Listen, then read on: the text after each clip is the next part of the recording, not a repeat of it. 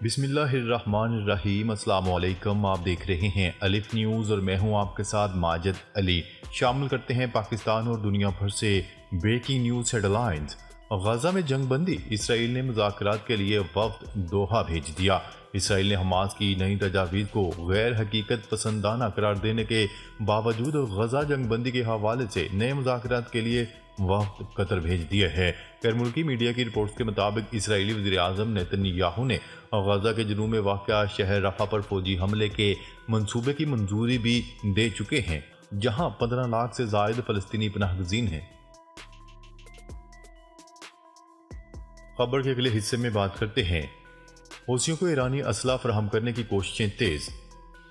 بحیرہ احمر میں ایرانی ساختہ ہتھیاروں، میزائلوں اور سازوسامان کے 7 تجارتی بحری جہازوں پر حوثیوں کے حملے میں اضافے کے بعد امریکی حکام نے اعلان کیا ہے کہ جو بائیڈن انتظامیہ ایرانی ہتھیاروں کی اسمگلنگ کی نگرانی اور روک تھام کے لیے اپنی کوششیں تیز کرنے کے لیے کام کر رہی ہیں۔ امریکی اخبار کے مطابق اس اقدام کا مقصد تہران کے زیر استعمال سمندری راستوں کا نقشہ بنانا اور اسلحے کی ترسیل کو روکنا ہے۔ امریکی حکام اعتراف کرتے ہیں کہ حوثیوں کی جانب سے مستقبل قریب کے لیے ایک بڑا سیکیورٹی چیلنج ہو سکتا ہے۔ ذرائع کے مطابق یہ آپریشن ایک وسیع حکمت عملی کا حصہ ہے جس میں پابندیاں اور سفارتی دباؤ بھی شامل ہے، تاہم بنیادی فوجی وسائل کی کمی کے باعث اسے پابندیوں کا سامنا کرنا پڑ سکتا ہے۔ اہلکار نے ان مذاکرات میں حصہ لینے والے ملک کی شناخت ظاہر نہیں کی، لیکن کہا کہ حوثی حملوں سے معاشی طور پر متاثر ہونے والی تمام حکومتوں کو مزید کچھ کرنا چاہیے۔ ان کا مزید کہنا تھا کہ ہمیں اس کو تسلیم کرنے کی ضرورت ہے اور ہمیں اس کے خلاف وسائل لگانے کی ضرورت ہے۔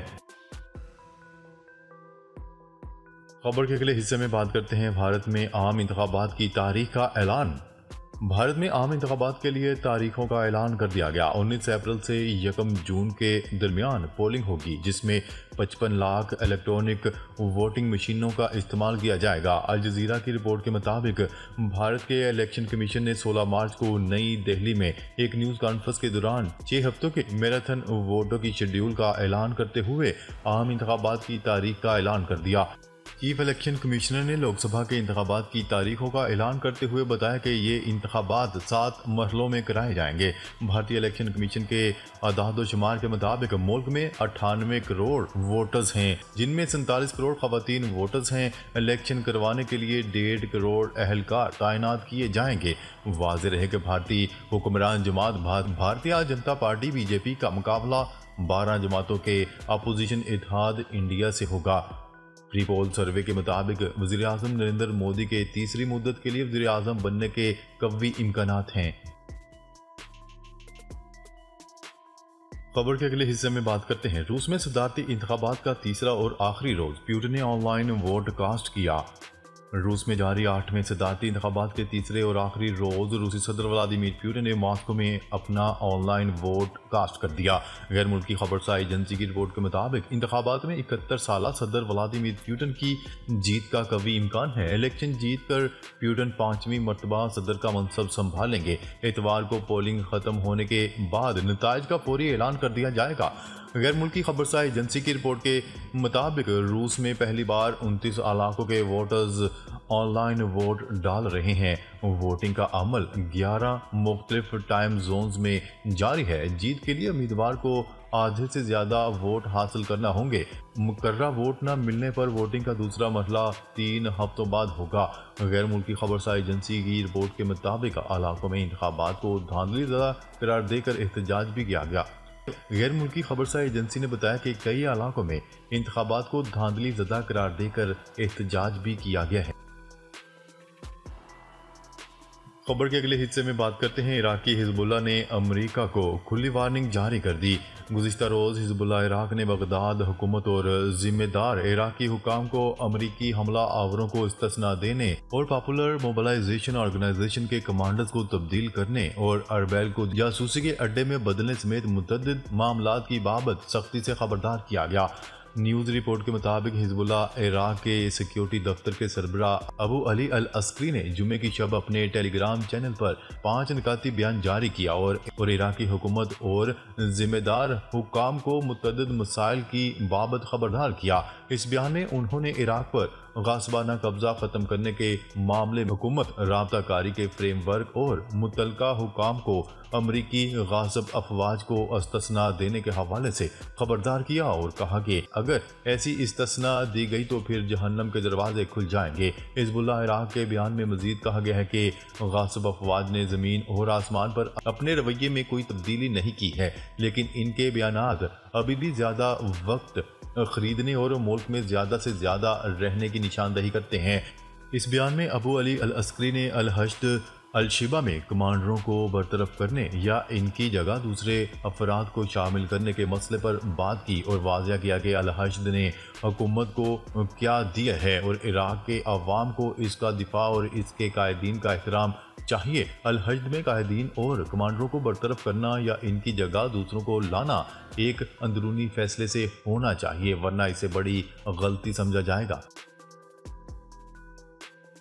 خبر کے اگلے حصے میں بات کرتے ہیں یوکرین کی جانب سے روس کے مختلف ریجن میں ڈرون حملے کیے گئے۔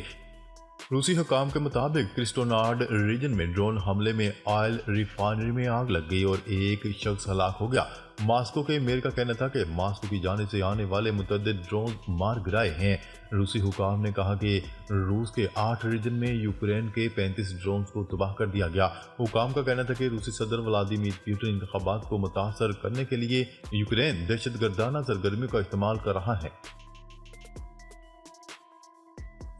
خبر کے اگلے حصے میں بات کرتے ہیں غزہ میں اسرائیل کی دہشت گردی رمضان المبارک میں بھی کم نہ ہو سکی۔ بمباری سے ہونے والے جانی و مالی نقصان میں کمی واقع نہیں ہو رہی۔ اسرائیلی حملوں میں مزید 43 فلسطینی شہید ہو گئے۔ 24 گھنٹوں میں شہادتوں کی تعداد 64 ہو گئی۔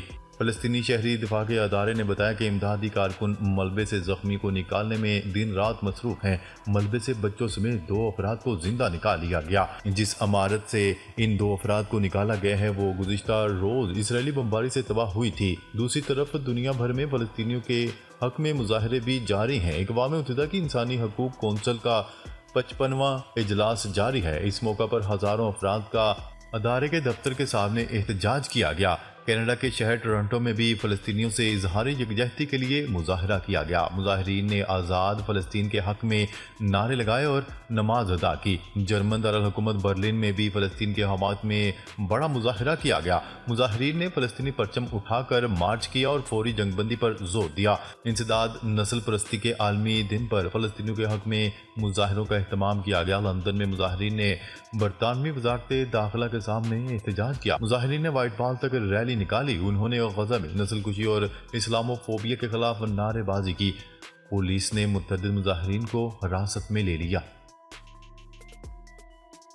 خبر کے اگلے حصے میں بات کرتے ہیں خلا میں جہاز بھیجنے کے لیے نئے سسٹم پر کام جاری۔ چینی سائنسدان ایک ایسے بڑے الیکٹرو میگنیٹک لانچ ٹریک پر کام کر رہے ہیں جو 50 ٹن وزنی خلائی جہاز کو مدار میں بھیجنے کی صلاحیت رکھتا ہوگا۔ ساؤتھ چائنا مارننگ پوسٹ کی رپورٹ کے مطابق جوائنٹ ریل گن سسٹم کو اس طرح سے ڈیزائن کیا جائے گا جو ہائپرسونک طیارے کی رفتار کو ماک 1.6 تک بڑھا دے گا۔ ٹریک کے آخر تک پہنچنے کے بعد اس کے انجن اس کو آواز کی رفتار سے 7 گنا زیادہ رفتار سے اڑا کر خلا تک لے جائے گا۔